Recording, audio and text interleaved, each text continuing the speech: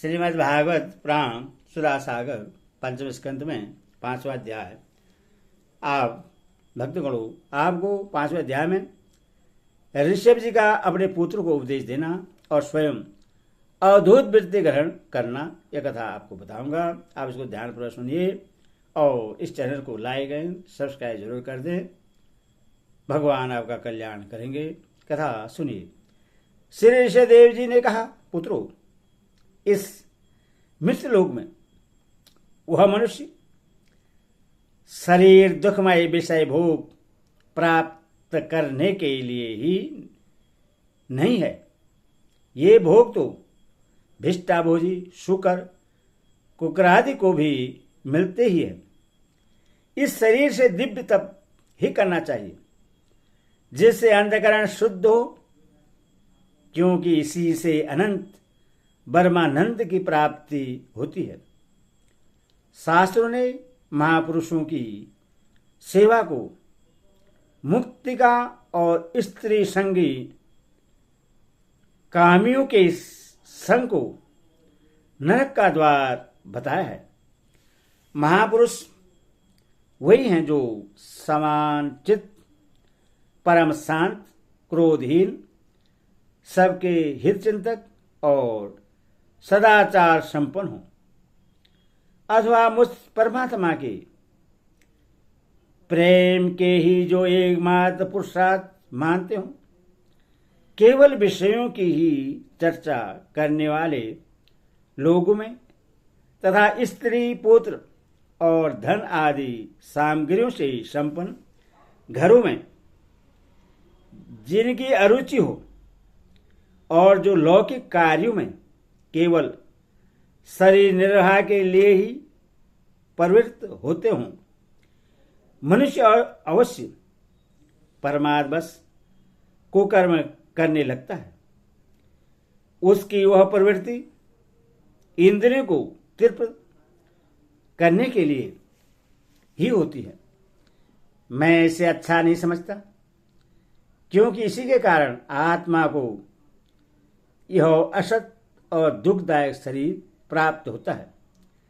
जब तक जीव को आत्म तत्व की जिज्ञासा नहीं होती, तभी तक ज्ञानवश देहादि के द्वारा उसका स्वरूप छिपा रहता है।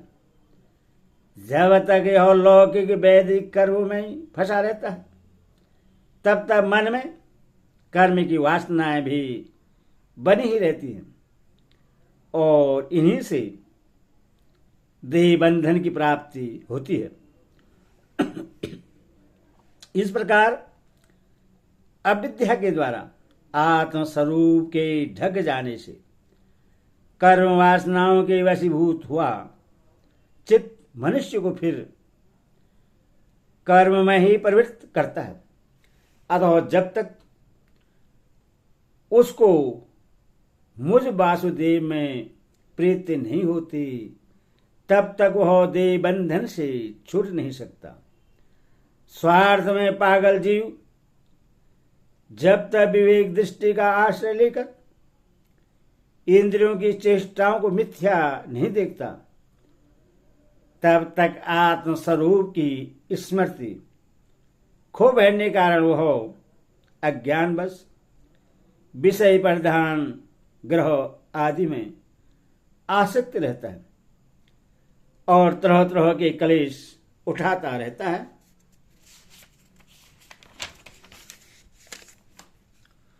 स्त्री और पुरुष इन दोनों का जो परस्पर दाम्पत्य भाव है, इसी को पंडित जन उनके हृदय की दूसरी स्थूल एवं दुर्भेद ग्रंथि कहते हैं। देहाभिमान रूपी एक एक सूक्ष्म ग्रंथि तो उनमें अलग अलग पहले से ही है।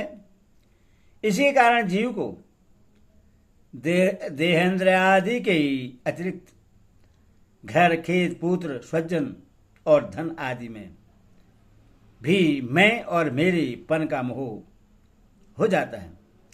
जिस समय कर्म वासनाओं के कारण पड़ी हुई इसकी यह दृढ़ हृदय ग्रंथि ढीली हो जाती है। उसी समय यह दामित्य भाव से निवृत्त हो जाता है और संसार के हेतुभूत अहंकार को त्याग कर सब प्रकार के बंधन से मुक्त हो परम पद प्राप्त कर लेता है।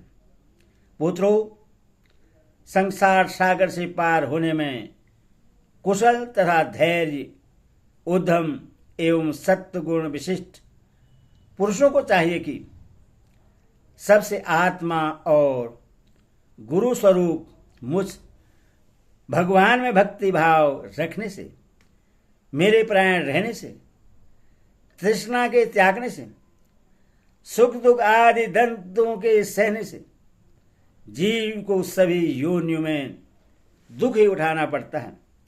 इस विचार से, तत्व जिज्ञासा से, तप से, सकाम कर्म से, त्याग से, मेरे लिए ही कर्म करने से, मेरी कथाओं का नित्य प्रति श्रवण करने से, मेरे भक्तों के संग और मेरे गुणों के कीर्तन से, बैर त्याग से, समता से, शांति से और शरीर तथा घर आदि में मैं मेरेपन के भाव को त्यागने की इच्छा से, अध्यात्म शास्त्र के अनुशीलन से, एकांत सेवन से, प्राण इंद्रिय और मन के संयम से, शास्त्र और सत्पुरुषों के वचन में यथार्थ बुद्धि रखने से, पूर्ण ब्रह्मचर्य से, कर्तव्य कर्म में निरंतर सावधान रहने से, वाणी के संयम से, सर्वस्व मेरी ही सता देखने से, अनुभव ज्ञान से, तत्व विचार से और योग साधना से अहंकारो अपने लिंग शरीर को लीन कर दें।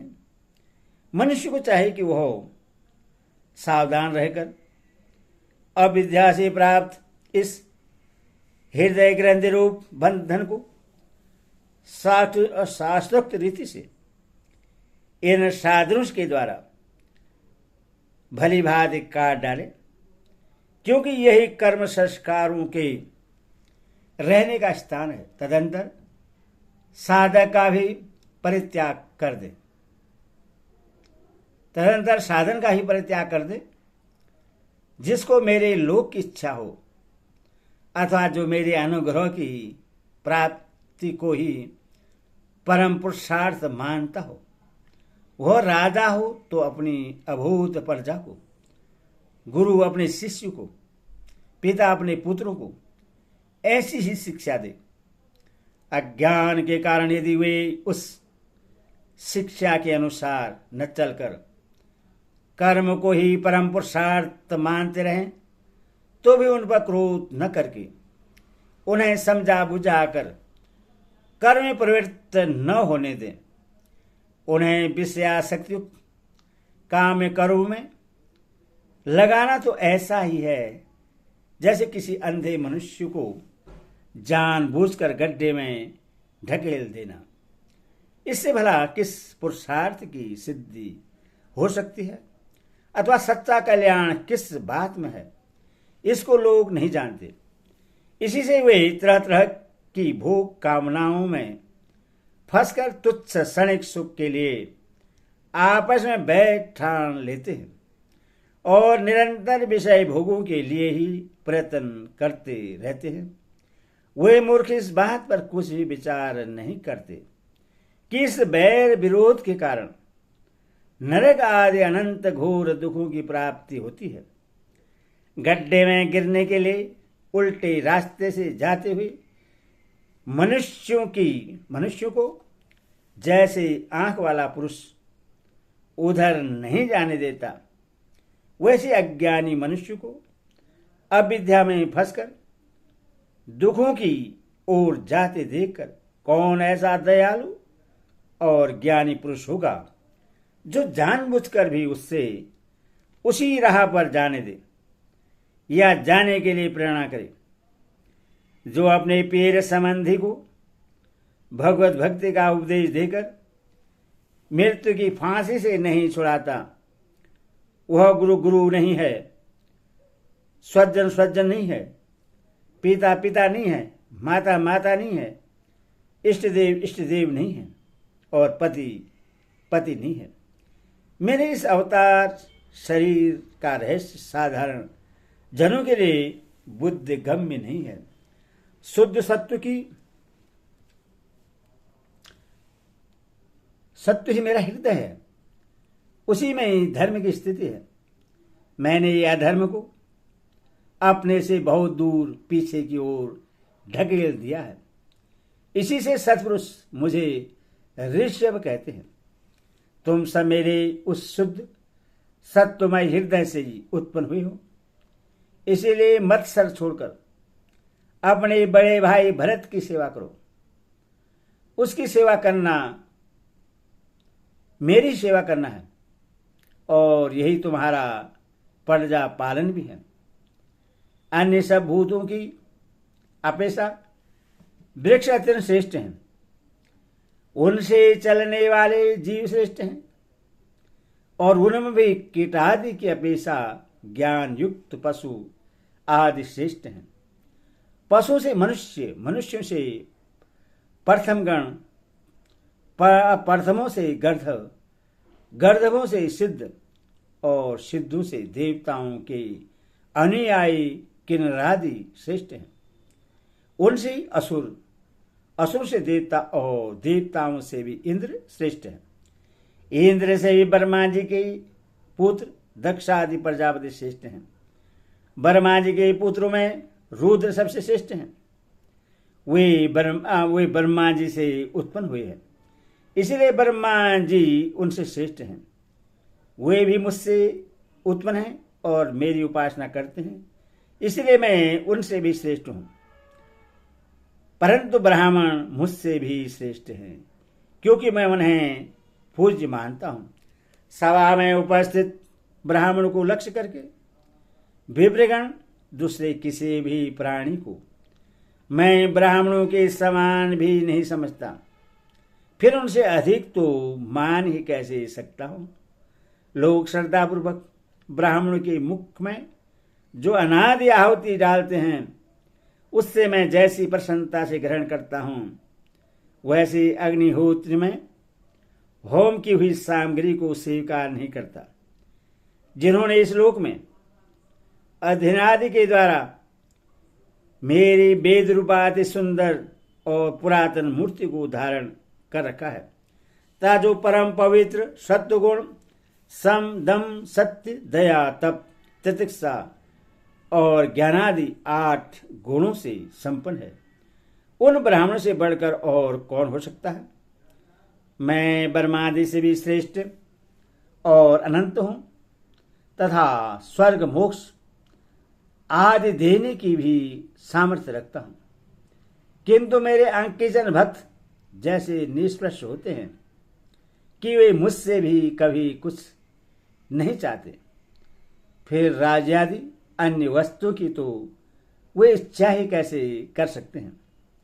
पुत्रों, तुम संपूर्ण चराचर भूतों को मेरा ही सही समझकर शुद्ध बुद्धि से पद पद पर उनकी सेवा करो।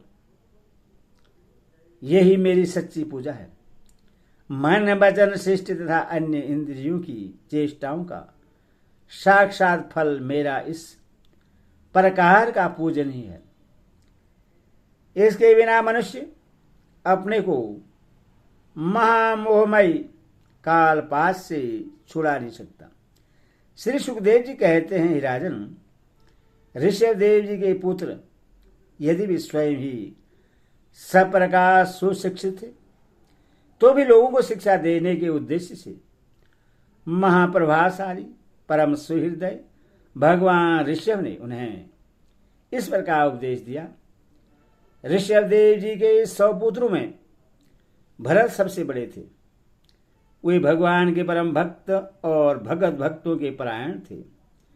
ऋषभदेव जी ने पृथ्वी का पालन करने के लिए उन्हें राजगद्दी पर बैठा दिया और स्वयं उपशमशील निवृत्तिपरायण महामुनियों की भक्ति, ज्ञान और वैराग्य रूप परम हंसोचित धर्म की शिक्षा देने के लिए बिल्कुल विरक्त हो गए। केवल शरीर मात्र का परिग्रह रखा और सब कुछ घर पर रहते ही छोड़ दिया। अब वे वस्त्रों का भी त्याग करके सर्वदा दिगंबर हो गए। उस समय उनके बाल बिखरे हुए थे, उन्मत्त का सा भेष था। इस स्थिति में वे आह्वान्य अग्निहोत्र की अग्नियों को अपने में लीन करके सन्यासी हो गए और ब्रह्मवर्त धीर से बाहर निकल गए। वे सर्वदा मौन हो गए थे। कोई बात करना चाहता तो बोलते नहीं थे। जड़, अंधे, बहरे, गूंगे, पिचास और पागलों की सी चेष्टा करते हुए वे अवधूत बने, जहां तहां विचरने लगे। कभी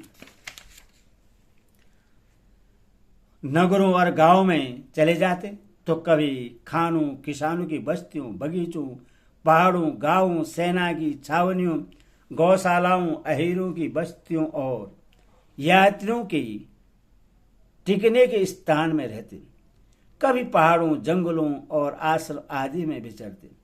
वे किसी भी रास्ते से निकलते तो जिस प्रकार वन में विचरने वाले हाथी को मक्खियां सताती हैं, उसी प्रकार मूर्ख और दुष्ट लोग उनके पीछे हो जाते और उन्हें तंग करते।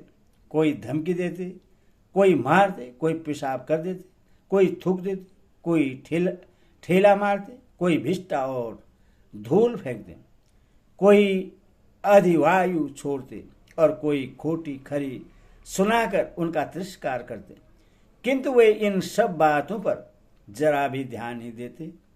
इसका कारण यह था कि भ्रम से सत्य कही जाने वाले इस मिथ्या शरीर में उनके अहंता ममता तनिक भी नहीं थी। वे कार्य कारण रूप